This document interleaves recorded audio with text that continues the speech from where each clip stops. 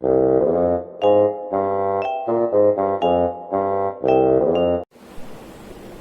Morning student.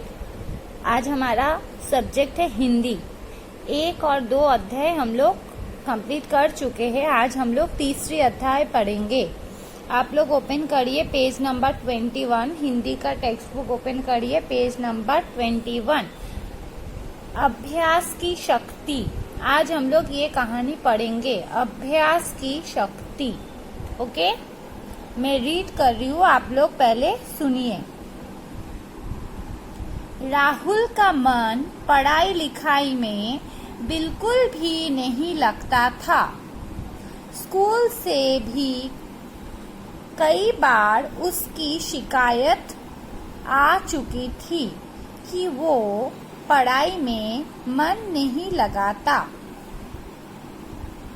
माँ पिताजी उसे बहुत समझाते पर उस पर कुछ असर ना पड़ता।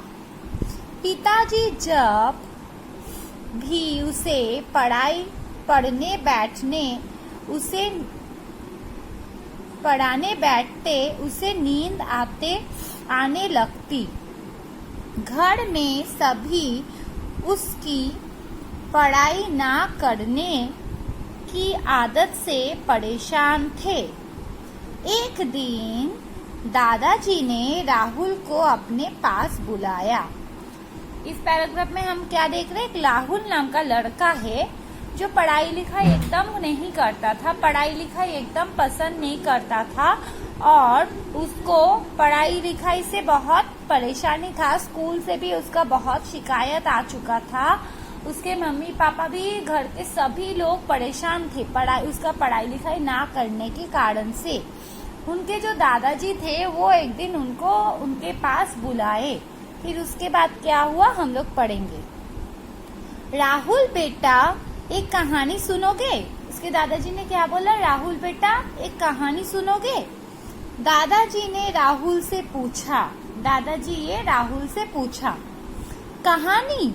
हाँ दादाजी जरूर सुनूंगा। राहुल खुशी से उछलते हुए बोला, हाँ दादाजी मैं सुनूंगा कहानी। दादाजी ने कहानी सुनाना शुरू किया। बहुत समय पहले की बात है। तुम्हारी ही उम्र का एक लड़का था। उसका नाम था भरतराज। क्या नाम था?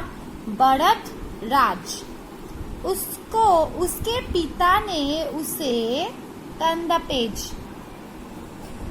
पढ़ने के लिए गुरुजी के आश्रम में भेजा।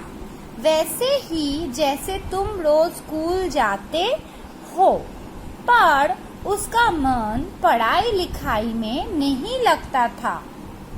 गुरुजी उसे तरह तरह से समझाते पर वो कुछ ना समझता।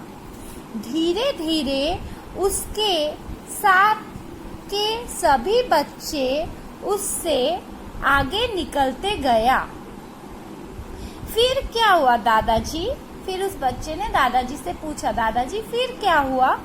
राहुल ने उत्सुकता से पूछा, मतलब एक क्वेश्चन के साथ उसने पूछा, एक चिंता के साथ कि क्या हुआ उसके बाद।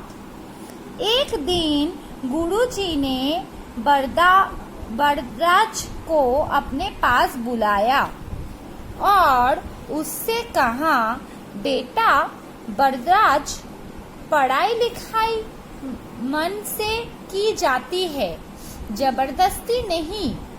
जब तुम्हारा मन पढ़ने में लगता ही नहीं तो मैं तुम्हें किसी भी तरह से समझाऊं, तुम कुछ भी नहीं सीख पाओगे। इसलिए तुम अपने घर वापस लौट जाओ। उनके गुरुजी ने उसको बुला के क्या कहा कि मैं तुमको बहुत तरह से पढ़ाने का कोशिश कर रहा हूँ, लेकिन तुम सीख ही नहीं पा रहे हो, समझ नहीं पा रहे हो। क्यों? क्योंकि तुमको इस चीज में रुचि नहीं है, तुमको इस चीज में कोई इच्छा ही नहीं है, तो तुमसे पढ़ाई लिखाई नहीं होगा। तुम छोड़ दो और छोड़ के अपने घर वापस चले जाओ। तो क्या बरदराज अपने घर लौट आया दादाजी? राहुल ने बीच में टोकते हुए पूछा। दादाजी जब ये कहानी बोल रहे थे तो राहुल ने दादाजी को बीच में पूछा। दादाजी समझ गए कि राहुल ध्यान से कहानी सुन रहा है। वो आगे बोले, बरदराज आश्रम से निकला तो था अपने घर जाने के लिए, पर रास्ते में उसके साथ कुछ ऐसा हुआ जिसने उसके जीवन की दिशा ही बदल दी।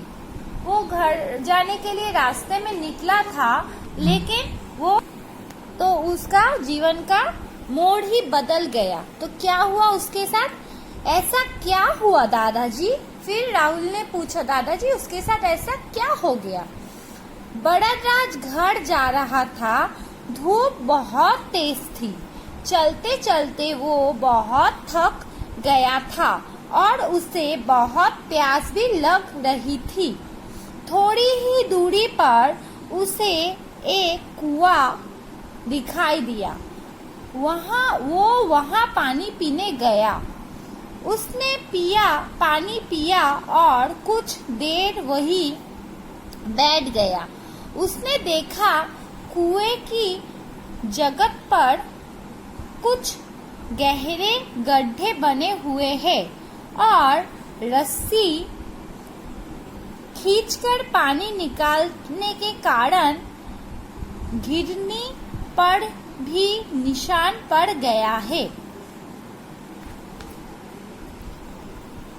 वो सोचने लगा, अब रस्सी को बार बार खींचने से गिरनी पर निशान बन सकते हैं और घड़े को प्रतिदिन एक ही स्थान पर रखने से जमीन पर गहरे गड्ढे बन सकते हैं।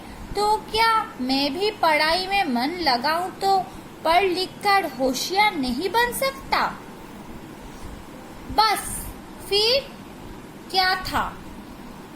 वो उठा और घर जाने की वजह वापस आश्रम पहुंच गया। जानते हो राहुल, फिर बरदराज ने दिन रात मन लगाकर पढ़ाई की और एक दिन बहुत बड़ा विद्वान बन गया।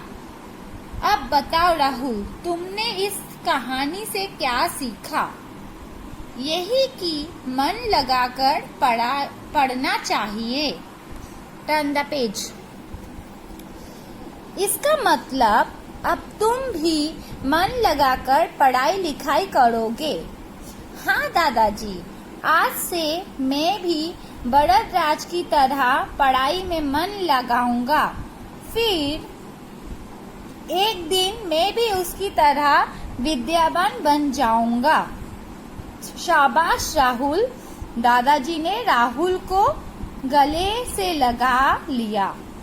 ओके, तो ये कहानी से हम लोगों को क्या पता चला कि अगर हम लोग कोशिश करेंगे, बार बार कोशिश करेंगे, तो हम लोग कुछ भी कर सकते हैं। जो काम हम लोगों को बहुत कठिन लगता है, भले वो कठिन हो, लेकिन अगर उसको हम बार बार करते रहेंगे तो उसमें हमको जरूर सफलता मिलेगा। तो कोई चीज कोशिश से पहले हमको छोड़ना नहीं चाहिए। ओके, अब मैं इसका आप लोगों को शब्दार्थ लिखाऊंगी। ओके, अभी अभ्यास की शक्ति का हम लोग शब्दार्थ लिखेंगे। पहले आप नोटबुक में हेडिंग देना, अभ्यास की शक्ति।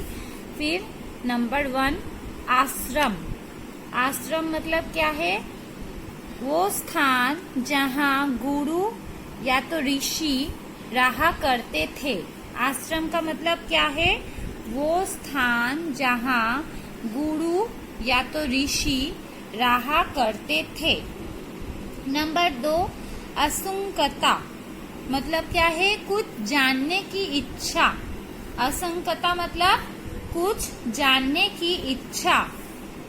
3 नंबर, जगत जगत मतलब कुएं का चाबूतरा, कुएं का चाबूतरा। फोड़ है घिरनी, घिरनी मतलब क्या है? कुएं से पानी खींचने की चरखी, कुएं से पानी खींचने की चरखी। नंबर 5 है विद्यावान, विद्यावान किसको बोला जाता है? बहुत पढ़ा लिखा आदमी, जो बहुत पढ़ाई लिखाई किया है उसको विद्यावान कहा जाता है। ये 5 आपको लिखना है आपके नोटबुक में, ये 5 शब्दार्थ आपको अपने नोटबुक में लिखना है, ठीक है।